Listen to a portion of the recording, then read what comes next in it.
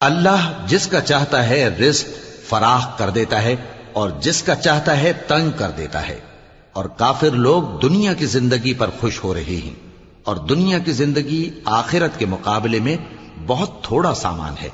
और काफिर कहते हैं कि इस पैगंबर पर इसके परवरदिगार की तरफ से कोई निशानी क्यों नाजिल नहीं हुई। कह दो कि अल्लाह जिसे चाहता है गुमराह करता है और जो उसकी तरफ रुजू होता है उसको अपनी तरफ का रास्ता दिखाता है, यानी उनको जो ईमान लाते और जिनके दिल अल्लाह की याद से आराम पाते हैं उनको। और सुन रखो कि अल्लाह की याद से ही दिल आराम पाते हैं। जो लोग ईमान लाए और अमल नेक किए उनके लिए खुशहाली और उम्दा ठिकाना है। जिस तरह हम पहले पैगंबर भेजते रहे हैं उसी तरह ए नबी हमने तुमको इस उम्मत में जिससे पहले बहुत सी उम्मतें गुजर चुकी हैं भेजा है, ताकि तुम इनको वो किताब